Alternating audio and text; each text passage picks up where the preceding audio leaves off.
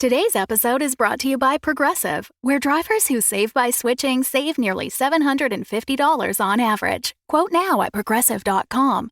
Progressive Casualty Insurance Company and Affiliates. National average 12-month savings of $744 by new customers surveyed who saved with Progressive between June 2022 and May 2023. Potential savings will vary. Thanks for supporting the Fable and Folly Network. Here's another show we know you'll love. Where am I? Welcome to Desert Skies, traveler. Your journey through the physical plane has come to an end. I am the attendant. My colleague here is the mechanic. Yo. This is your last stop on your way to the great beyond. It's our job to make sure you're prepared for the ride. Now, before hitting the road, we have an impressive selection of over 34 varieties of microwavable burritos. What's going on? There's gotta be a better afterlife than this. I mean, come on! That's offensive. Something seems to be wrong with me. You left something major undone. I have a life outside of this gas station, you know. You quite literally do not. Any hobbies? Nope. Ever travel? Nope. Love interest? Are you kidding? Oh my god. You're like the human version of a plain bagel. Cash register. How can I help you, attendant? Play some music? You got it. It's kind of funny, though. What I needed wasn't back there. It was here, waiting for me. I wonder what it feels like, Mac, to miss the physical plane, the people you left behind. You know, I had a wife who died 3 years ago. Wish I could go back. No, you don't need to go back. You just need to be here. And a new traveler approaches. Ready, team? Ready. Attendant. Good. Let's do this. Find Desert Skies wherever you listen to podcasts. In this world, there are more stories than points in a cricket test match. Some are stumped, some are bold, and some are after a tea break, but all are worth the wicket. So, open your popping crease wide and listen. Welcome to BRUSHTOWN Stories, Episode 8, Being the Grand Cuspid.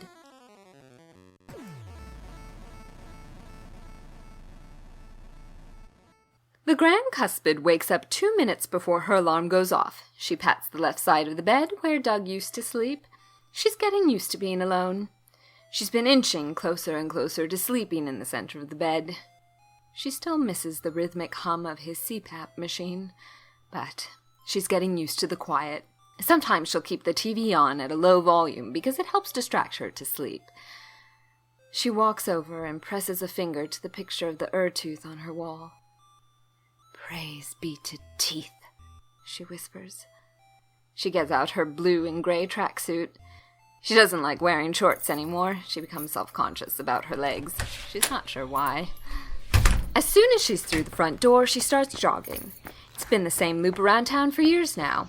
She jogs along the train tracks until she hits New Molar Station, though the train line has been defunct since she was a little girl. Mostly it was used to transport paste from the paste distillery to the tube plant, but then they moved all the toothpaste manufacturing overseas. She jogs through downtown, past Village Pizza, past Abernathy's Pharmacy. There used to be a floss shop at the corner. It's where her father worked. Floss used to be an art. She'd sit and watch the way her father would spin the floss and tighten it, his eyes getting worse and worse until he couldn't work the waxer anymore. But that was years ago. She and Doug used to walk by the shop when it was abandoned. Kids would go there to make out or drink, and the walls were scrawled with all sorts of graffiti. A tooth with an arrow through it, and initials inside carved by young couples so full of dentine and lister. But love is like baby teeth. Too often it seems so hard and permanent, but it falls out and is lost far too soon. But then the whole building was torn down. 1,000 illicit declarations of love gone. At the time, she hated the graffiti, but now she sort of missed it. She wished she could tell Doug about it, but she pushes it all from her mind as she keeps jogging down the road. Next, through the parking lot of the bank in Down Tongue's Way. She likes New Molar in the early morning. It's quiet, it's easy. When she gets to the Mouthatorium, she waves to Mitch, the night watchman, heading home for the day. Then she ends up at the cemetery, the favorite part of her jog. The cemetery is like a tree, she thinks. It has rings. It ages from the inside out. The graves spiral from the center mausoleum to the newest outer ring. She passes by Doug's grave, and some mornings it hits her that she'll be there one day too. But for now, the thought is eternal rest can wait. Soon the dates on the graves get older and older. Soon she gets to the oldest section, the center ring. The great mausoleums of the most important families, the McMenamins, the Sunshines, the Abernathys, the Brills. She does a loop around the McMenamin tomb and down the shrub-lined path. Then she reaches her favorite place in the cemetery, the monument to Bernard Glouch, who in the early 1900s spent his life traveling around the world looking for dentite artifacts. The crypt under the monument is empty as his body was lost at sea, but the giant bronze toothpick was always so pretty. There were a few extra shiny patches because the local kids would rub the toothpick for luck before finals. She remembered taking Kevin there before the SATs. She jogged out of the cemetery and back along the main road. Looming in front of her is the new Molar City Hall.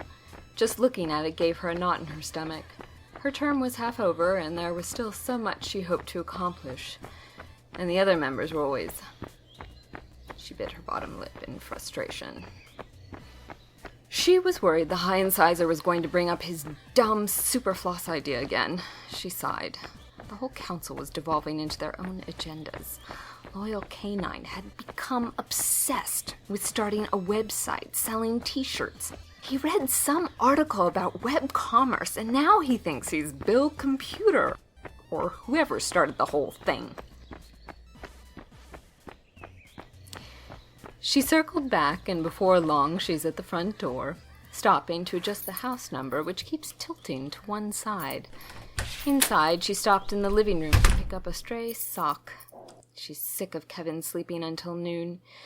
She's wanted to get him back on track, maybe have him volunteer with cavity-prone youths or help teach the lacrosse team since Dr. Jim retired. Or maybe go back to college. Maybe. Now he just sleeps and makes a mess. And that corn club? She didn't even understand how it worked. He tried to explain it. A bunch of young men get together with cobs of corn and then smack each other with them. This was the future of New Molar?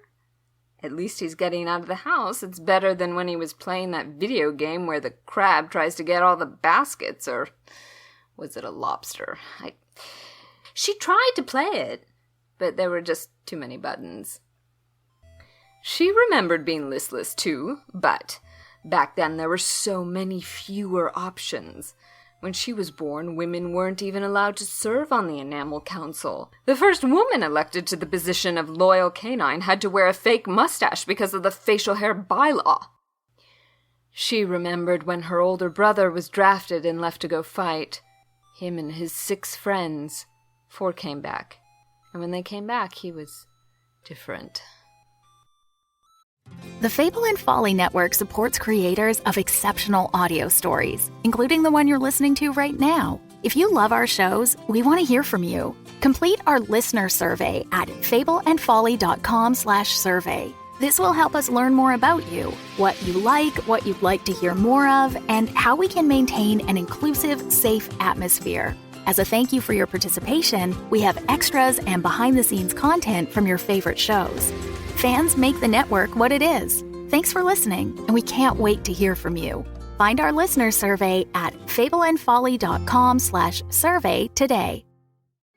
Looking to get out of the ads and back to the story?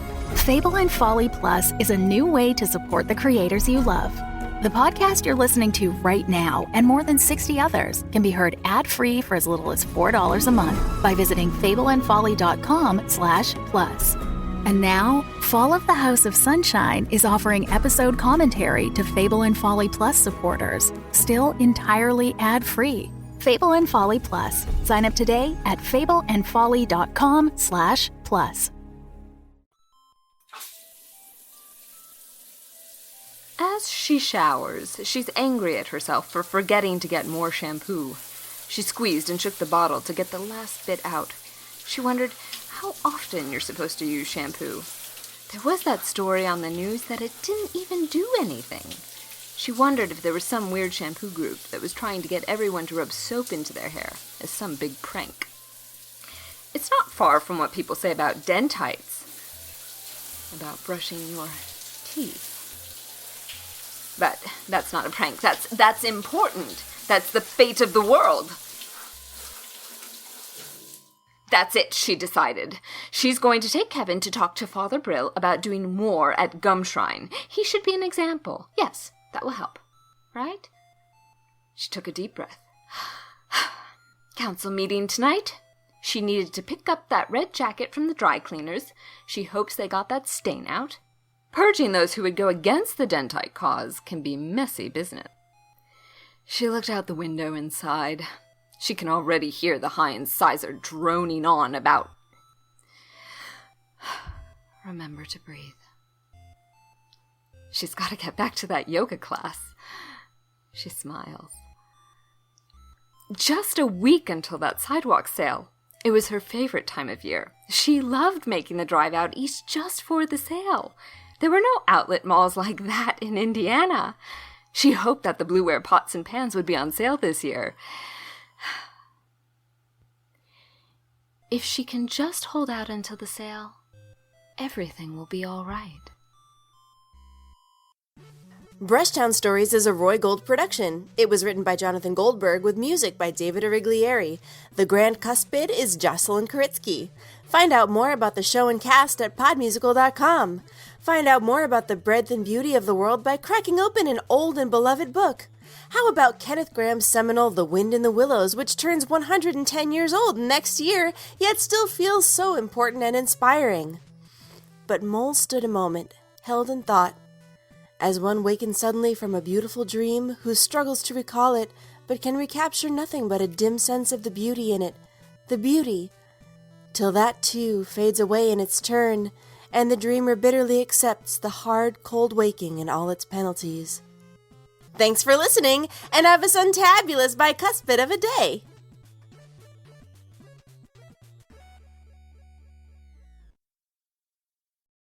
The Fable and Folly Network, where fiction producers flourish.